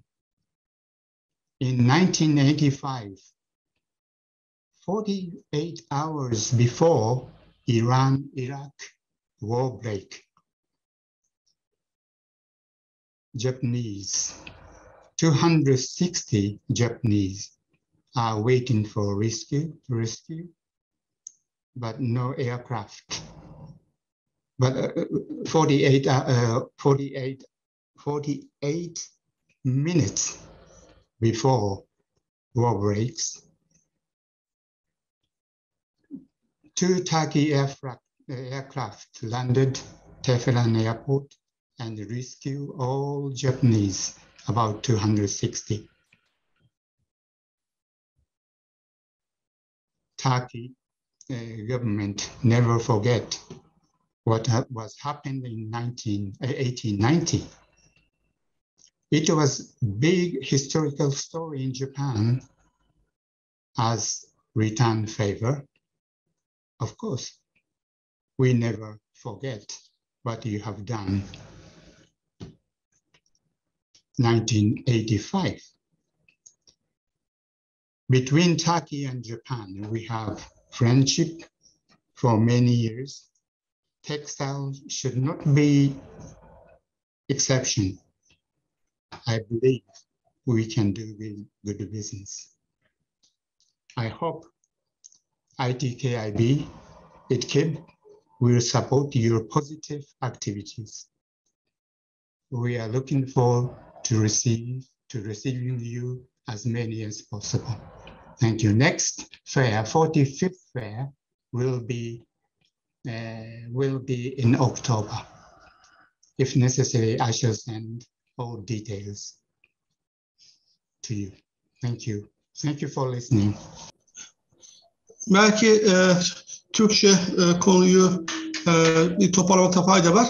Uçunuma-san burada Agent'ların derneğinin başkanı.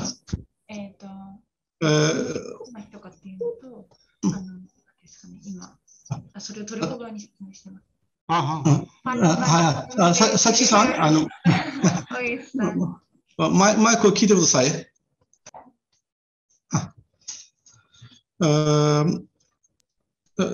Kendisi bahsettiği üzere bünyesinde tekstil alanında, kumaş alanında faaliyet gösteren çok sayıda bireysel olarak agentlik yapanlar veyahut da şirket olarak agentlik yapan firmalar bulunmakta. Ben fuarlarında ziyaret ettim ve düzenli olarak katılan bazı firmalarımız da var.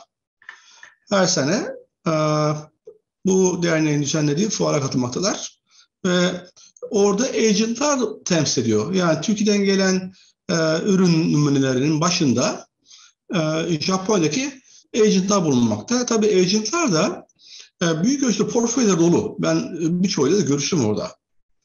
Ama Çin, ama Avrupa, ama İtalyan, Fransa, bütün bu alanlarda gördüğümüz kadarıyla agentlar halihazırda müşteri portföylerini doldurmuşlar. Yani temsil eden firma portföylerini. Tabii ki yeni agent bulmakta ayrı bir o anlamda zorluk bizim için. Çünkü bu agentlar daha önce bu sektörde çalışmış olan, ya retailer'da çalışmış, tekstil ve moda alanında veyahut da bu işi yapan fabrikalarda bulunmuş. Dolayısıyla geçmiş tecrübesini kullanarak kendi işini kurmuş insanlar bunlar.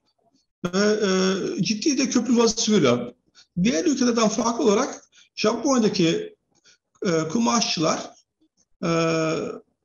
bu agentlar üzerinden büyük ölçüde yani Japonya'ya girmek isteyen yabancı kumaşçılar büyük ölçüde agentlar üzerinden girmeye çalışıyor. Çünkü Japon buradaki alıcılar da arada bu tür kendi kültür ve lisanlarını bilen ve daha sonra ortaya çıkacak olan sorunları çözebilecek olan bir lokal partner istiyorlar.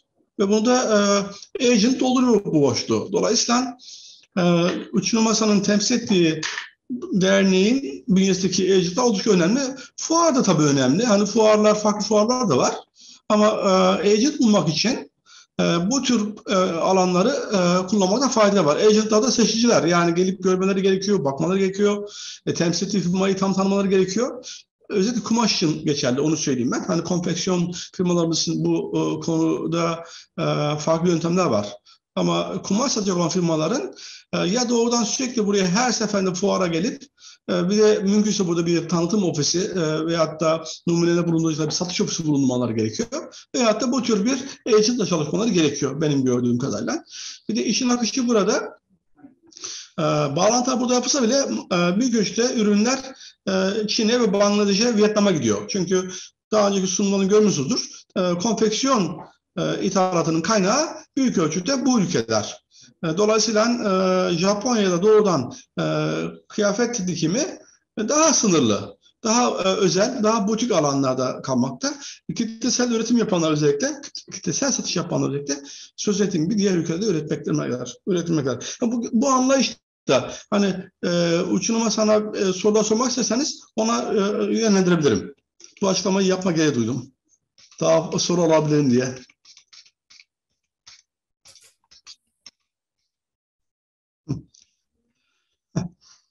Tamam.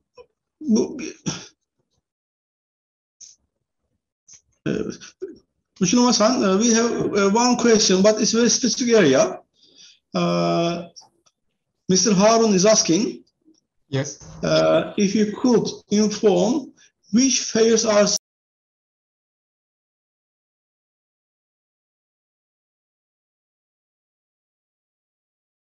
onlarla bizim rekabet şansımız yok. Zaten kumaş alan firmalar da bizden ürünleri büyük ölçüde bu söz ettiğim 3 ülkeye indirmekler. Yani siparişi buradan veriyorlar ama ürünler dikim için söz ettiğim ülkeye gidiyor. Doğrudan alışveriş için ise yani kumaş değil de konfeksiyon alışveriş için tahmin edeceğiniz gibi 2 yöntem var, ana yöntem. Bir, az önce kabaysam buradayken gündeme gelen bu private label ya da fason imalat. Bu konu gerçekten belki de hani Türkiye'de özellikle Avrupa ve Amerika markalarla çalıştığımız için çok iyi bildiğimiz alan ama Japonya özelinde burada dezavantajımız var. Ben dönemin Ekonomi Bakanlığı'nda Avrupa Birliği genelindeyken bakanımızın başkanlığında birçok ilde ziyarete bulunduk. İşte bu illerden Sinop'a gittim ben, Adana'ya gittim. Genel müdür olarak heyetimizden beraber. Özellikle Sinop'taki anımı belirtmek istiyorum. 10 firma ziyaret ettik. Bunun 7 tanesi fasoncuydu. Ama asgari üniforma dikmekle veyahut da ünlü markalara kıyafet diken 7 firma izledik. Hepsi de çok memnunlar. Ama hiçbirinde bir şey yok. Ar-Ge veya da ürün gelişme. Çünkü tamamen fasoncular. Siparişleri İstanbul'dan alıyorlar. Burada dikiyorlar. Ama hemen hepsi de kendilerini işte Marks & Spencer, Next, işte nitelikli Arcadia Grup ya da Amerika'daki Gap Group gibi firmalara oryant etmişler. Ürün spekleri olsun ya da işte fair trade ile ilgili konsorlar olsun, bunların hepsini ona göre kendilerine ayarlamışlar ve çok da güzel çalışıyorlar. Şimdi Japonya ile aramızda böyle bir yapı yok. Çünkü Japonya bu tür bir yerinde tedarik ve inceleme düzenini Vietnam, Bangladeş için ve Çin için bulmuş ama Türkiye için böyle bir şey yok. Niye? Yakınlık mesafe, burada mesafe devreye giriyor. Sadece fiyat değil. Japonya'da stoklama maliyetleri yüksek olduğundan dolayı, çünkü yer çok dar ve dükkanlar çok büyük değil. Genellikle küçük küçük siparişler içeride de öyle çalışıyor. Ve sürekli küçük kamyonlar küçük sokaklara girip mal dağıtıyorlar. Böyle olunca devamlı bir yurt dışıyla akış söz konusu. ve küçük lotlar halinde akış söz konusu. Bu kumaş için de geçerli, konfeksiyon için de geçerli. Alıştığımız gibi Amerika ve Avrupa Birliği'ndeki ya da Avrupalı tedarikçiler sattığımız gibi büyük kitlesel hacimler olmayınca dolayısıyla şey de gelişmiyor. Bu söz ettiğimiz gibi Japon tedarik zincirinin bir parçası olamıyoruz. Burada bir sıkıntımız var. Bunu aşmanın yolu şu. Bir, modacı firmalarımızın Japon tasarımcıları bulundurmaları ve Japonların tercihlerine uygun tasarımlar geliştirmeleri ve bunu çeşitli ürünler geçip pazara göstermeleri gerekiyor. Yani siz bana bir numune gönderin, ben size dikerim yönteminden ziyade 10 tane numune geliştirip onların içerisinden modification'a bakmak gerekiyor. Yani tamamıyla siz söyleyin ben istediğinizi yaparımdan ziyade bizim bir ürün geliştirmemiz gereken bir durum söz konusu. Diğeri ise bu fasonculukta ise fiyat bazlı rekabette tabii Vietnam'dan, Çin'den veyahut da artık Çin'den rekabet ederiz de Vietnam ve Bangladeş'ten biraz zor rekabetimiz. Mesafede bunun üzerine ekleniyor. Bununla beraber 4 yıldır buradayım. Bu ikinci tayinim benim bu Japonya'ya. Ve bu pazara konfeksiyonda girmenin yolunun kumaştan geçtiğini arıyorum ben. Eğer kumaş alanında bu pazarda başarılı olursak, kumaşı Türkiye'den tedarik etmelerini sağlayabilirsek, Türkiye'de imalata da teşvik edebiliriz. Çünkü şunu söyleyebiliriz o zaman, biz bunu Türkiye'de dikebiliriz ya da diktirebiliriz. Yani her seferinde boşuna 2 defa shipment yapmaya gerek yok. Hani biz buradan sipariş verdim, ben Bangladeş'e göndereyim, Bangladeş'e sana göndersin diye biz bunu diktirelim, buradan gönderelim sana. Ve ona göre tabii ki aynı Avrupa Birliği'nin kurduğu, Avrupa'daki üreticilerin kurduğu gibi bu inspection yapan şeylerin, quality assurance kampanyalarında Japon orijinli olanların Türkiye gelmesini sağlamış olacağız bu şekilde. Ve devamı da gelir diye düşünüyorum. Tabii ki bir de malum moda çok hızlı gelişiyor. Özellikle gençlerin rağbet ettiği fast fashion. Oradaki raf ömürleri çok kısa. Yani 6 hafta bir raf değişiyor. Onu sürekli Türkiye'den akışı sağlamak çok da kolay değil. Hani bu bağlamda belki daha değerli ürünlerde ve Türkiye'nin çok güçlü olduğu organik pamuk, az önce her iki konuşmamızın üstüne çok vurgu yaptığım hususu. Bu alanlara yönelmek belki çözüm olabilir benim gördüğüm. Tabii ki her ne olsun bu pazara gelmeden olmuyor bunlar. Biz 2015 yılında benden önce buraya bir heyetimiz gelmiş. Sonra Uçun Hasan ve ekibi Türkiye'ye gitmiş. Güzel bir çalışma olmuş. Ben de inşallah buraya dönmeden önce onları tekrar Türkiye'ye göndermek için bu korona pandemisi bugünlerde hemen hemen rahatlamak üzere göndermek için konuşuyoruz kendileriyle. Yani kumaşçıları gönderelim, agentları gönderelim. Türkiye'de hiç olmazsa temsilcilik firma tespitleri bağlamında 2019 yılında İstanbul Tekstil ve Konfeksiyon İhracat Birliği Başkanlığı'nda 10 firmamız geldi buraya. Kumaş fuarına katıldılar. Japan Creation'a katıldılar. İlk defa geldik. Devamında güzel çalışmalarımız vardı. İşte Buyer's'ın işini düzenleyelim. Tekrar buraya fuar değil de bu sefer business matching yapacak bir ticaret heyeti düzenleyelim. Bunun için işte Kavaysan'la görüşmüştüm ben. O zamandan tanıyorum ben. Niye? Uçun Hasan'la görüştüm o zaman da. Fakat korona pandemisi geldi. Hepsi maalesef o proje askıya alındı halen çaresiz. Dolayısıyla bu pazara sürekli bir şekilde gidip gelmek gerekiyor.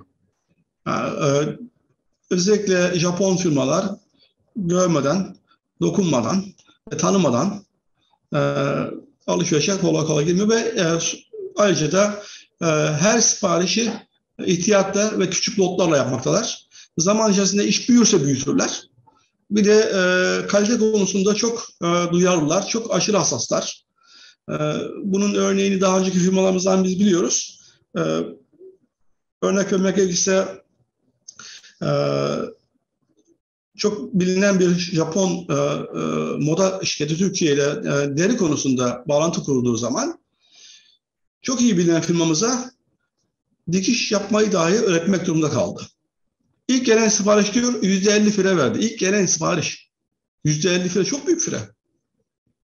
Tabii ki müşterilerine karşı kendileri de zor durumda kalıyorlar. Çünkü onu raflar boş kaldığı zaman yani ürünün düşünün bir grubu eksik.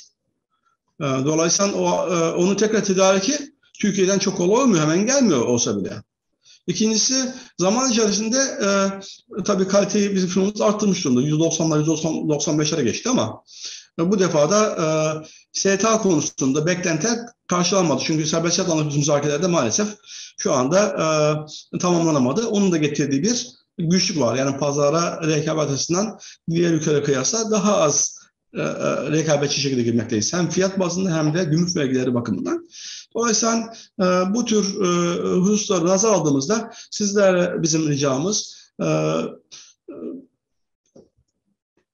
korona pandemisi şartları tahminim yazdan sonra tamamen girişe imkan sağlayacaktır. Gevşeyecektir kurallar. Mutlaka sonbahardan itibaren buradaki kumaş olsun, doğrudan konfeksiyon olsun. Fasoncular için dahi aynı şekilde fuarlar var. Onlara katılmanızda fayda var. Bunun dışında müşavirlerimizle, müşavir danışmanlığı üzerinden tüm taleplerinizi iletebilirsiniz. Biz hem kumaş olsun hem konfeksiyon olsun veri tabanımız da var. Yani kendimizi güncelliyoruz. Şunu belirteyim, burada hiçbir veri tabanı mükemmel değil. O daha önce de soru soruldu bununla ilgili. Japonya'daki veri tabanları çünkü kişisel verilerin korunması kanunu burada da geçerli. Kişinin rızası olmadan onun verilerini yayınlayamıyorsunuz. Dolayısıyla herkes de verisini yayınlatmak istemiyor. Web sayfaları var ama web sayfalarında da e-mailleri falan bulundurmuyorlar. Ancak bilgi giriş formları var. Hani Türkiye'de bile biliyorsunuz Türkçe'de yazmak isterseniz e-mail yok. Oturup şey yapmanız gerekiyor. Bilgi formu doldurmanız gerekiyor. Hemen birçok Türkiye'de gruplarda bu yönteme döndü. Japonlar buna çoktan dönmüşler. Dolayısıyla e-mail ile iletişim konusu burada çok geçer akçe değil. Böyle olunca veri tabanları da çok fazla üretken olmuyor açıkçası. Yani temas bilgileri olup da telefon, fax ve e-mailler varınca yetkililerin isimlerinin olduğu bir yapı yok. Bazı ülkelerde ithalatçı, gerçek ithalatçı verilerini görebiliyorsunuz. Daha önce İngiltere'de görev yaptım. İngiltere'de bu en büyük ithalatçıları görebiliyorsunuz. Boy sırasıyla görebiliyordunuz. En azından isimlerini görebiliyorsunuz. Japonya'da böyle bir yapı da yok maalesef. Yani ithalatçıları göremiyoruz. Ancak piyasada ki verileri kullanarak biz kendimiz veri tabanlarımızı oluşturuyoruz. Dolayısıyla bize yazdığınız takdirde hem piyasa hakkında bilgi hem de olası potansiyel müşteriler bağlamında size bilgi sağlarız ama bunların hepsi bir tarafa siz mutlaka bu pazara ama fuar ziyareti başlangıç ziyaret için gelin. Gelin görün bir fuarı. Çünkü hem zaman zaman yanlış yerde bulunuyor firmalarımız. Doğru fuara katılamayabiliyorlar. Hem de dediğim gibi çok masraflı. Dolayısıyla emin olmadan pazara girmemekte fayda var. Yani hemen bir anda böyle geniş bir açılım değil. Öte yandan da imkan olan firmalarımız için lütfen ofis açmayı değerlendirsinler. Biz burada her türlü desteğe vermeye hazırız. Ofis açılması konusunda aynı zamanda açacak ofisin de elinden tutmaya da hazırız. Buraya gelecek olan firmalarımızın da aynı şekilde.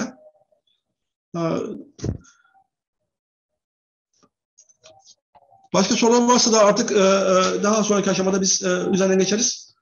Cevap almaya çalışırız. Evren Bey, burada toplantıyı sonlandırdığımız gibi zamanımıza geçtik çünkü. Üçüncü masanı da çok tuttuk. Çok teşekkürler. Uygun mu? Gerçekten bilgi dolu bir program oldu. Tekrar çok teşekkür ediyorum sizlere ve değerli katılımcılarımıza. Toplantıyı dediğiniz gibi yavaş yavaş kapatabiliriz. Evet. Tüm katılımcılarımıza teşekkür ediyoruz. Üçüncü masan Kiyowa kokoro kara kanshaを申し上げます。ありがとうございました。はい。Thank you very much. Saygılarımla efendim. İyi günler. İyi günler. Sayonara. Sayonara.